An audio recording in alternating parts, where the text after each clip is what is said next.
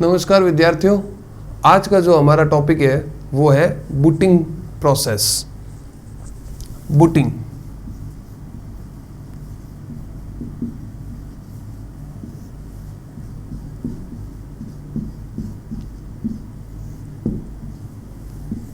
Booting process क्या होता है?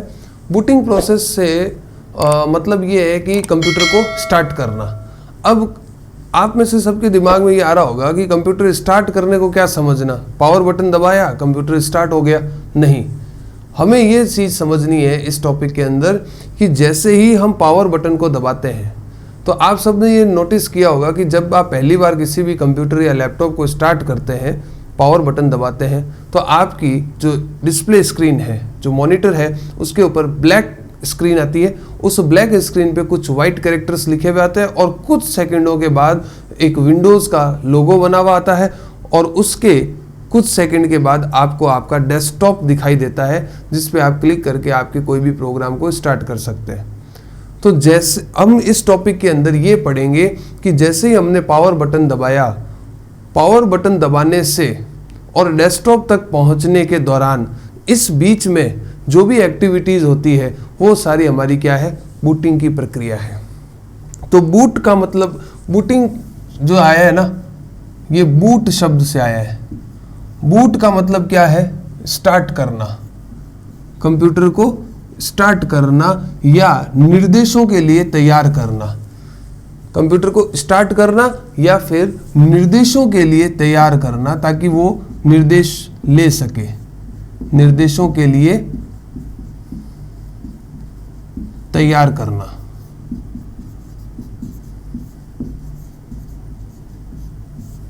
बूट का अर्थ ये होता है। और जो ये इसकी प्रक्रिया को क्या कहेंगे? बूटिंग कह देंगे। बूटिंग जो है ये हमारे पास आया है बूट स्ट्रैप से। बूट स्ट्रैप क्या होता है? बूट स्ट्रैप क्या होता है? एक छोटी सी प्लास्टिक की पट्टी होती है, जिसकी मदद से हम क्या करते हैं कि जब जूते या कोई सैंडल पहनते हैं, है ना, आप जब जूते लेने जाते हैं दुकान पे, तो दुकानदार आपको क्या करता है कि आपका पैर उसके अंदर, जूते के अंदर डालने के लिए एक प्लास्टिक की पट्टी को आपकी एडी के पीछे लगाता है, नीचे लगाता है, और उस पर आप फोर्स करके अपने पैर को जूते के अंदर डालते हैं। तो एक तरीके से आपने क्या किया, अपने पैर को जूते में लोड किया। इसी तरीके से हम क्या कर रहे हैं कि हमारा जो ऑपरेटिंग सिस्टम है ना, ऑपरेटिंग सिस्टम को रैम के अंदर लोड करवाएंगे। ऑपरेटिंग सिस्टम को रैम के अंदर ऑटोमेटिक तरीके से लोड करना ही हमारा क्या कहलाता है? बूटिंग कहलाता है। ठीक है, ये जो बूटिंग है दो तरीके की होती है। बूटिंग जो है आपकी दो टाइप की होती है। एक कहलाती है आपकी कोल्ड बूटिंग और एक कहलाती है वार्म बूटिंग। कोल्ड बूटिंग का मतलब क्या है? जब पहली बार कंप्यूटर को स्टार्ट करते हो आप, फर्स्ट टाइम बंद पड़े हुए कंप्यूटर को स्टार्ट करना, पहली बार स्टार्ट करना, वो कहलाता है कोल्ड बूटिंग। कई एग्जाम्स में पूछा जाता है कोल्ड बूटिंग और वार्म बूटिंग।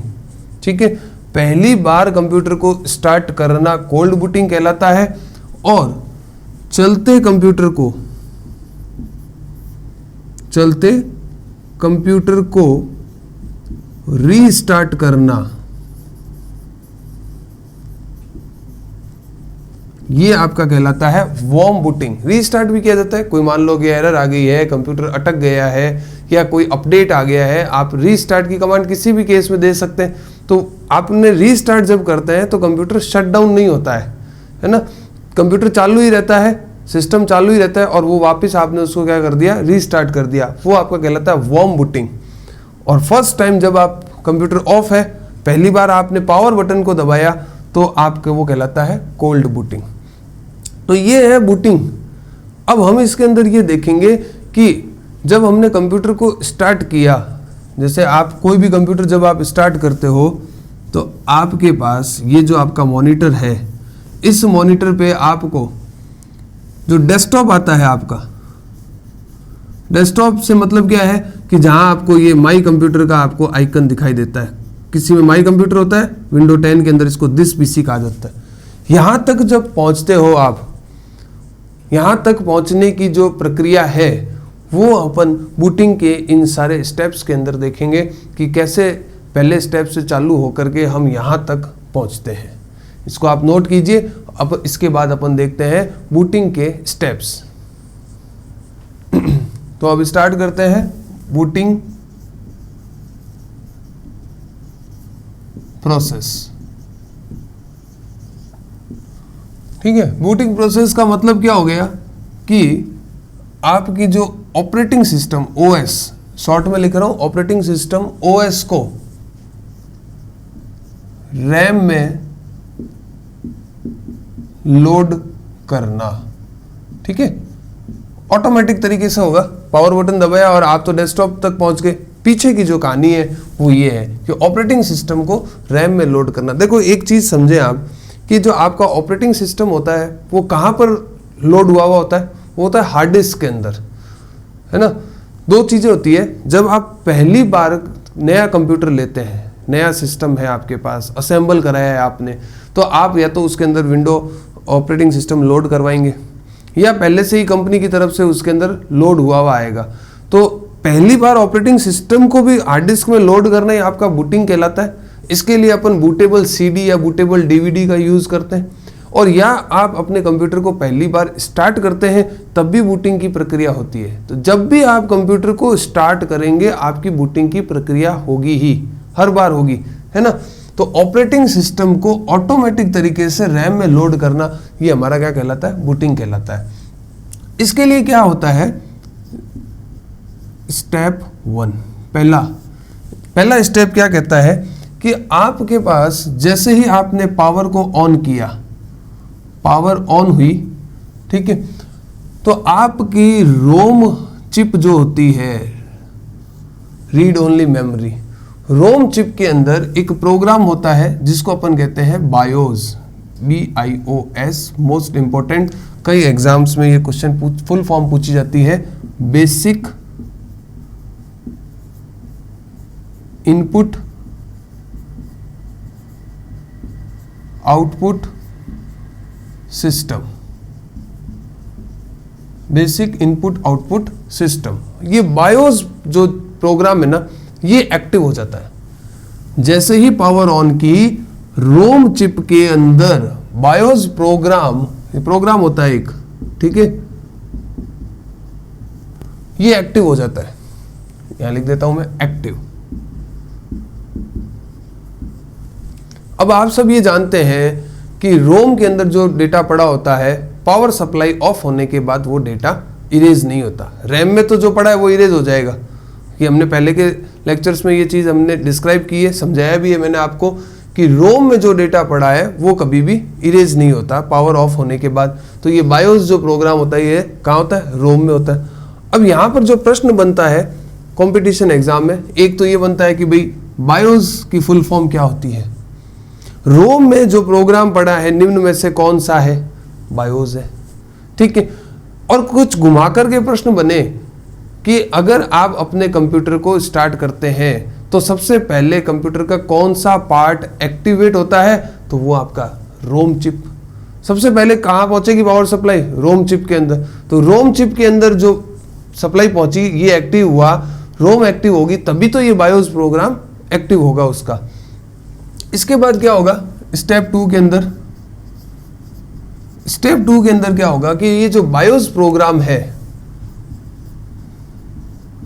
बायोस क्या करेगा, जितने भी आपके हार्डवेयर है ना कंप्यूटर के अंदर लगे हुए, आपके सिस्टम में जितने भी हार्डवेयर लगे हुए होंगे उनको क्या करेगा, चेक करेगा कि ये प्रॉपरली काम कर रहे हैं या नहीं, ठीक है। कीबोर्ड लगा हुआ है या नहीं, माउस है या नहीं, रैम है या नहीं, है ना, CPU प्रॉपरली काम कर रहा है या नहीं, जितने भी कंपोनेंट्स लगे हुए हैं उन सब को चेक करेगा कि ये प्रॉपरली काम कर रहे हैं या नहीं।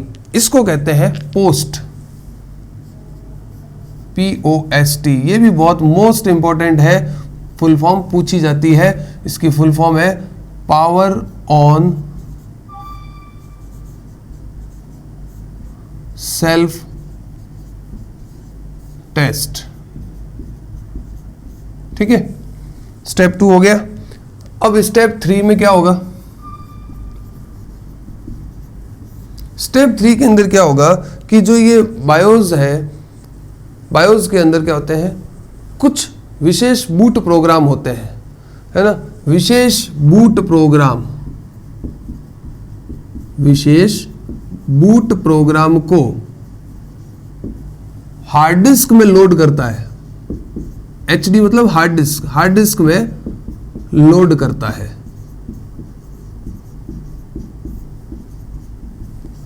हार्ड डिस्क में लोड करता है, तो हार्ड डिस्क में लोड करने के लिए क्या करता है कि उन विशेष बूट प्रोग्राम्स को सबसे पहले ड्राइव ए में चेक करता है, ड्राइव ए में देखेगा, चेक करेगा। अब ड्राइव ए के अंदर क्या होती है? डिस्केट होती है। डिस्केट किसे कहा जाता है भैया? डिस्केट कहते हैं फ्लॉपी को।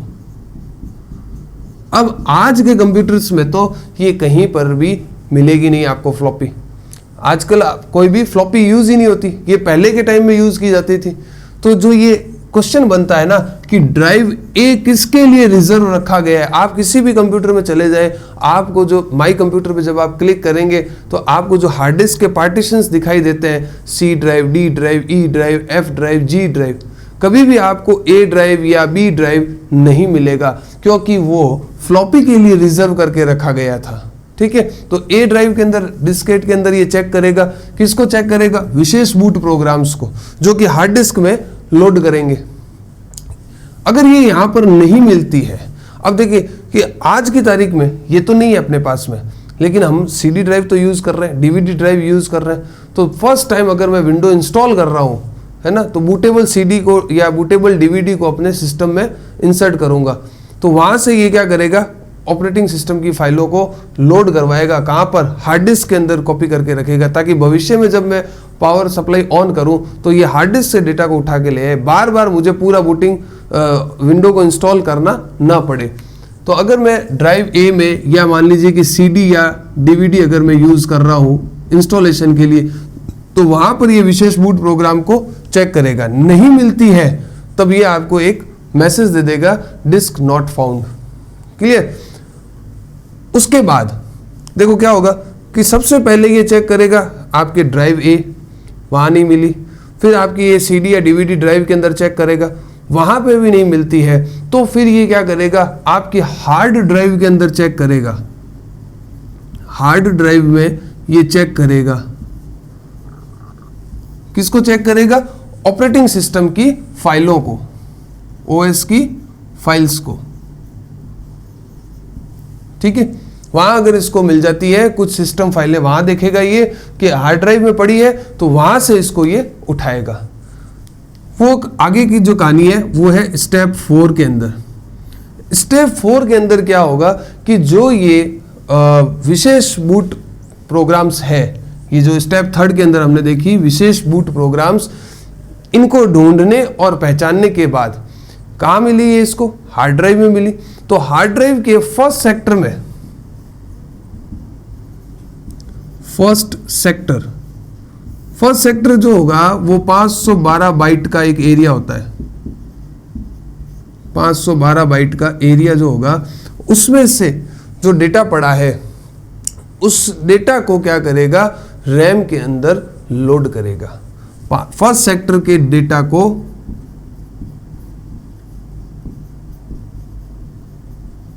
रैम में लोड करता है, फर्स्ट सेक्टर के डेटा को रैम में लोड करता है। जो डेटा इसको मिला है, जो सूचना इसको मिली है ना, इस डेटा को अपन कहते हैं MBR, मास्टर बूट रिकॉर्ड, या इसको कहा जाता है बूट रिकॉर्ड।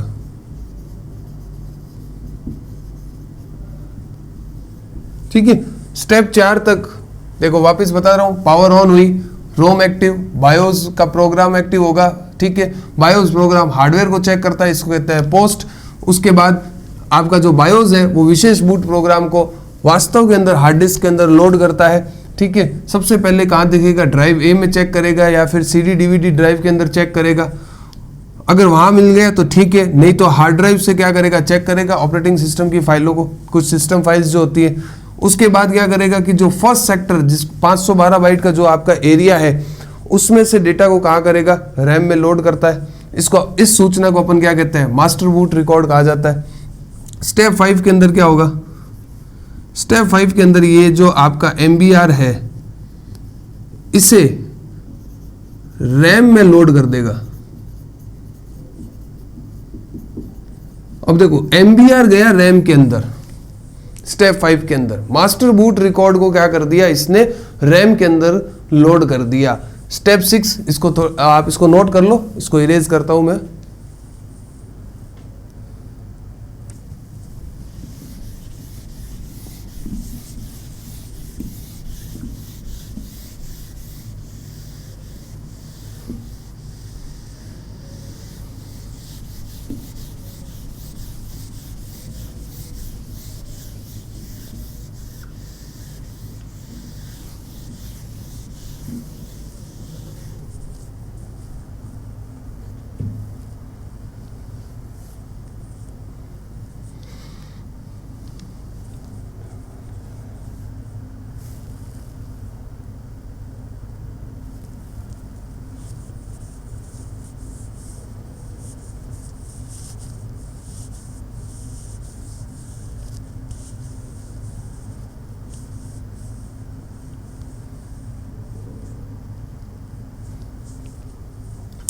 इसके बाद आगे है स्टेप 6।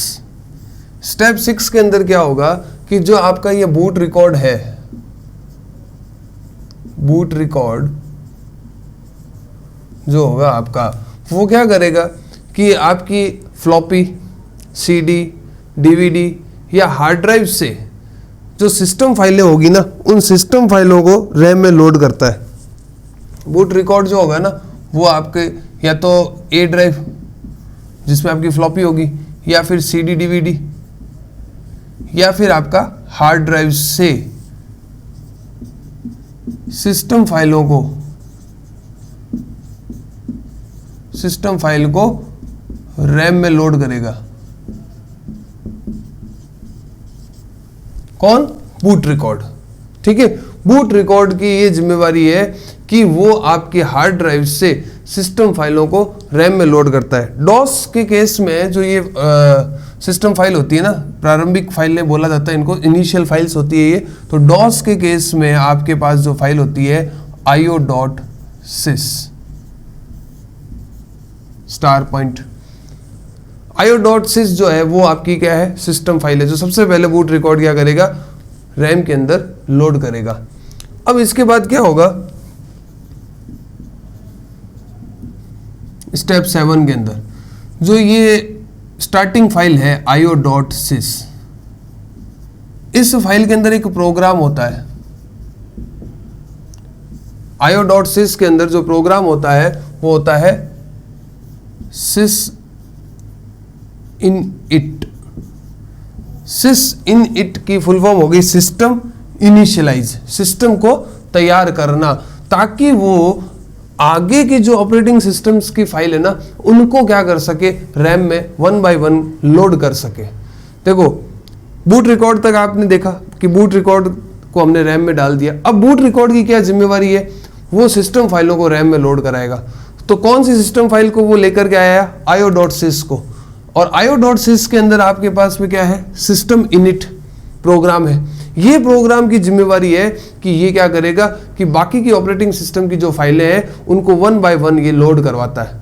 और ये जो सिस्टम इनिट प्रोग्राम है इसको अच्छे से पता है कि बायोस के साथ कैसे काम करना है,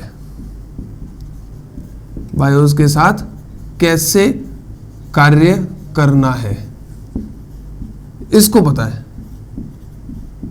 ठीक है, तो अब बूट रिकॉर्ड के बाद सिस्टम इनिट की जिम्मेवारी हो जाती है कि वो ऑपरेटिंग सिस्टम की फाइलों को 1 by 1 लोड करवाएगा। स्टेप 8 के अंदर क्या होगा, स्टेप 8 के अंदर अब जैसे सिस्टम इनिट ने ऑपरेटिंग सिस्टम की फाइलों को लोड करना स्टार्ट किया, तो सबसे पहली जो फर्स्ट पहली ऑपरेटिंग सिस्टम की जो फाइल लोड होती है, ठीक है ना, सबसे पहले ऑपरेटिंग सिस्टम की जो फाइल लोड होती है वो होती है आपकी कॉन्फ़िगरेशन फाइल, उसको कहते हैं अपन configuration file. Configuration file config.system config.sys। सबसे पहले ये फाइल जो है ना वो आपकी लोड होती है।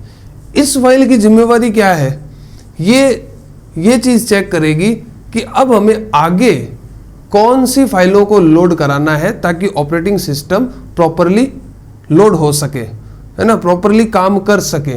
एग्जाम्पल के तौर पर आपके कुछ स्पेसिफिक डिवाइस ड्राइवर जो होते हैं ना, जो आपके हार्डवेयर को किस तरीके से काम करना है उस चीज की जानकारी देते हैं, ठीक है। तो कॉन्फ़िगरेशन फाइल जो होती है वो डिवाइस ड्राइवर, एग्जाम्पल है इसका डिवाइस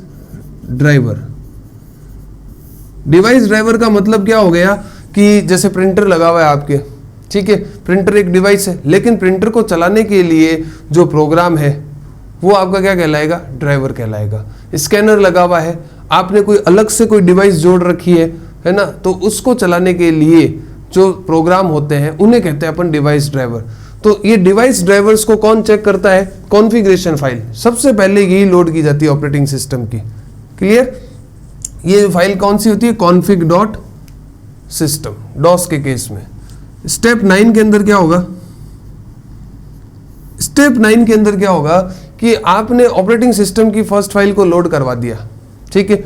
अब ऑपरेटिंग सिस्टम क्या करेगा, यूजर ने कोई ना कोई रिक्वायरमेंट डाली होगी या यूजर ने कोई कमांड दी होगी कि भाई मुझे तो ये फाइल आप ओपन करके दीजिए। जैसे मैंने मान लीजिए कि कंप्यूटर स्टार्ट हो गया, यहाँ पे आगे कंप्यूटर आपका स्टार्ट हो जाता है, फिर आपने यूजर ने कमांड दे दी कोई कि भाई मेरे तो क्या है कि दिस पीसी को स्टार्ट कर दो या इंटरनेट एक्सप्लोरर को स्टार्ट कर दो। तो जो यूजर की जो कमांड्स दी जाती है या यूजर की रिक्वायरमेंट के अनुसार जिस फाइल को हमें लोड करना होता है उसकी जिम्मेवारी जो होती है वो किसकी होती है, वो आपके पास में डॉस के केस में तो आपके आ जाता है ऑटो exc.batch फाइल, BAT यानी कि बैच फाइल, ठीक है। और विंडो के केस में आपके पास आ जाती है win.ini फाइल। ये दोनों फाइलें क्या डिसाइड करती है कि यूजर की रिक्वायरमेंट क्या है, यूजर की जो रिक्वायरमेंट है, जो यूजर चाहता है या कोई खास एप्लीकेशन है उसे लोड करना है, तो ये इन दो फाइलों की हेल्प से होता है।